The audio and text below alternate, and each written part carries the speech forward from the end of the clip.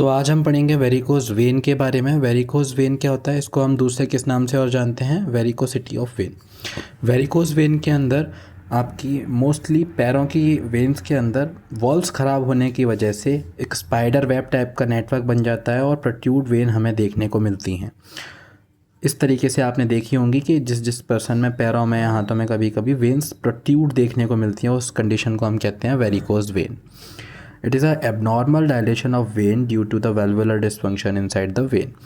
मतलब कि जब भी वाल्व्स वेन्स के अंदर यूनिपोलर वाल्व्स होते हैं जिसके अंदर कुछ भी खराबी आने से हमारे जो वेन्स हैं वो प्रोट्रूड हो जाती हैं। तो इसके कुछ कुछ रिस्क फैक्टर हैं, जैसे फैमिली हिस्ट्री, किसी को फैमिली में पहले रहा हो, एज 40 से ज़्यादा जब एज हो जाती है तो उस कंडीशन में हमारे वाल्व्स ख़राब होने लगते हैं वेन्स के, और हमें ये कंडीशन देखने को मिल सकती है। Females are affected more, females ज़्यादा हमें देखने को मिलता है इस कंडीशन में कि अफेक्ट ज़्यादा हो रही हैं as compare to male. Pregnancy की कंडीशन में और मोस्टली मल्टीपल प्रेगनेंसी की कंडीशन में हमें ये चीज़ देखने को मिलती है।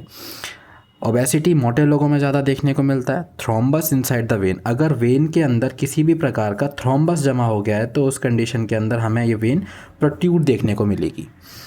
लॉन्ग टाइम स्टैंडिंग पोजीशन, अगर आप कोई ऐसा वर्क करते हैं जिस वर्क के अंदर आपको बहुत लंबे समय तक खड़ा रहना पड़ता है, जैसे कि मेडिकल प्रोफेशन में और बाकी किसी प्रोफेशन में, तो वेरिकोसिटी की कंडीशन ज़्यादा होने के चांसेस रहते हैं। नेक्स्ट हम पढ़ेंगे क्लिनिकल मैनिफेस्टेशन या फिर साइन एंड सिम्टम्स, हमें इसके अंदर क्या क्या देखने को मिलेंगे।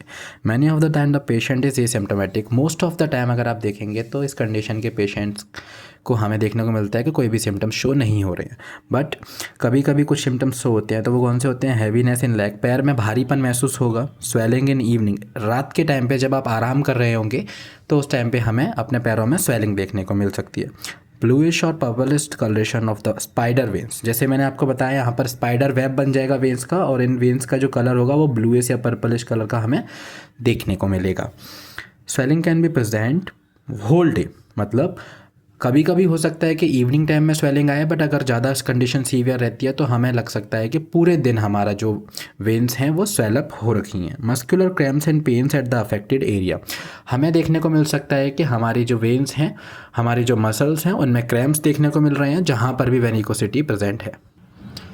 इसके डायग्नोस्टिक मीजर्स क्या क्या रहेंगे, हम इसमें कौन से डायग्नोस्टिक टूल का इस्तेमाल कर सकते हैं। सबसे पहला तो रहेगा हिस्ट्री कलेक्शन। हिस्ट्री में हम पर्सन से पूछ सकते हैं कि आपका ऑक्यूपेशन किस तरीके का है, कहीं आपको ज़्यादा समय तक खड़ा तो नहीं रहना पड़ता है, या फिर कोई फैमिली हिस्ट्री होगी तो हम उससे हिस्ट्री कलेक्शन के अंदर उससे ये चीज़ें सारी ले लेंगे। फिजिकल एग्जामिनेशन, पेशेंट के फिजिकल एग्जामिनेशन में हम एक टैप टेस्ट करते हैं। टैप टेस्ट के अंदर क्या करते हैं, हम यहाँ फीमोरल वेन को, स्फिनोफीमोरल जंक्शन को यहाँ पर हम पहले एक फिंगर से दबाते हैं, देन हम प्रेशर अप्लाई करते हैं किसके ऊपर, वेरिकोज वेन के ऊपर। अगर हमें यहाँ पर किसी भी तरीके का थ्रिल या फ्लूइड थ्रिल महसूस होता है तो then test is positive, the patient is suffering from the varicose when.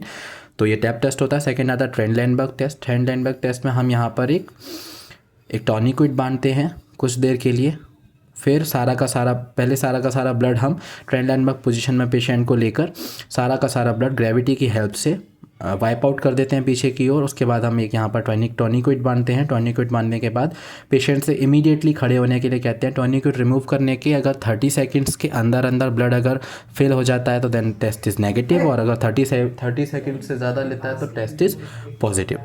Colour doppler ultrasonography करा सकते हैं, जिससे कि अंदर हमें पता चलता रहेगा visual representation. Colour Doppler ultrasound करा सकते हैं। वीनोग्राफी ऑफ लेबोग्राफी हम करा सकते हैं, जिसके अंदर विजुअल रिप्रेजेंटेशन ऑफ वेन्स होता है। हम पे वेन्स को विजुअली देख सकते हैं और पता कर सकते हैं। मैनेजमेंट में इसके में क्या करेंगे, अगर किसी पेशेंट में एसिम्प्टोमेटिक है, पेशेंट को कोई भी सिम्टम्स नहीं आ रहे हैं, तो उसमें पेशेंट को ट्रीटमेंट की कोई नीड नहीं रहती है। सुपाइन पोजीशन देंगे पेशेंट को, और पेशेंट को बोलेंगे कि अपने लेग्स को एलिवेट करके रखें। अवॉइड लॉन्ग टाइम स्टेइंग, अगर आप ऐसी कोई जॉब करते हैं जहाँ पर आपको लंबे समय तक खड़ा रहना पड़ता है तो बीच बीच में रेस्ट लेते रहें, हर 1 घंटे के अंदर 10-10 मिनट का रेस्ट लेते रहें। यूज़ कंप्रेशन सॉक्स या फिर मिलिट्री एंटी शॉक ट्राउजर्स आते हैं, उस तरीके के कंप्रेशन सॉक्स ले सकते हैं आप, जिससे कि जो सॉक्स हैं, स्टॉकिंग्स हैं, वो हमारी वेन्स को कंप्रेस करके रखेंगे।